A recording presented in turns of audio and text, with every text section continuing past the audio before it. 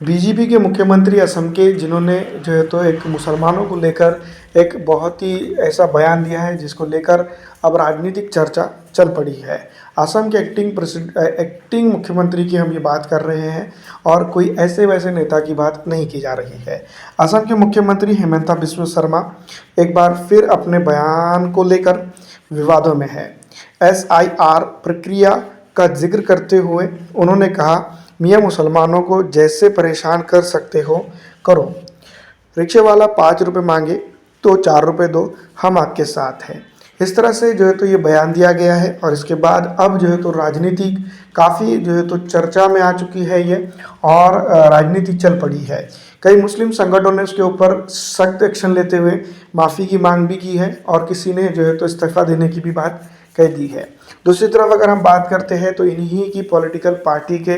वरिष्ठ नेताओं में शुमार प्रधानमंत्री नरेंद्र मोदी, जो बीजेपी से ही आते हैं, उनकी अगर बात करें तो इतना सब कुछ होने के बावजूद भी, जैसे हम जानते हैं कि जो है तो उनका रवैया किस तरह से था पिछले तरफा, लेकिन उन्होंने जब मुख्यमंत्री बने तो उस वक्त और अभी भी वो कहते हैं कि सबका साथ सबका विकास, लेकिन जो है तो उनकी ये चीज़ें उनके कार्य में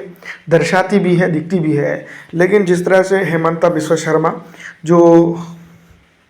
बीजेपी के ही नेता हैं, लेकिन अगर बेसिक तौर पर अगर देखा जाए तो ये इतने बड़े नेता जो बने हैं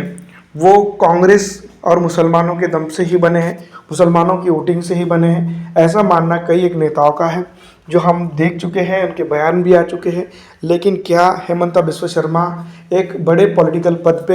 होने के बावजूद भी, हिंदुस्तान की राजनीति के बड़े हिस्सा होने के बावजूद इस तरह का बयान देते हैं? तो क्या ये चीज़ें शोभनीय है, और अगर है तो क्यों? इस पे कमेंट करके ज़रूर बताइएगा। फिलहाल जिस तरह से जो है तो राजनीतिक माहौल असम के अंदर चल रहा है, उसको देखते हुए यही लग रहा है कि भारतीय जनता पार्टी के नेतागण ये बात समझ चुके हैं कि इस तरह की बयानबाजी के चलते ही जो है तो वो सत्ता में वापसी कर सकते हैं, वरना विकास की अगर बात की जाए तो सत्ता की से दूरी भी उनका अहम और इम्पोर्टेंट रोल देखने को मिलेगा। दूसरी तरफ हम बात कर रहे कांग्रेस जैसी पॉलिटिकल पार्टी की, तो इसके ऊपर इतना कुछ सख्त एक्शन लेते हुए नज़र नहीं आ रही है, क्योंकि हमारा आप जानते हैं कि मुस्लिमों के जहाँ पर भी मसले आते हैं उस वक्त जो तो कांग्रेस थोड़ा सा साइलेंट मूड पे चले जाती है। और गोदी मीडिया की बात करें तो फिलहाल दही जमा हुआ है, बाकी उसमें कुछ और चीज़ें नहीं कह सकते हैं। फिलहाल दोस्तों इस वीडियो में इतना ही।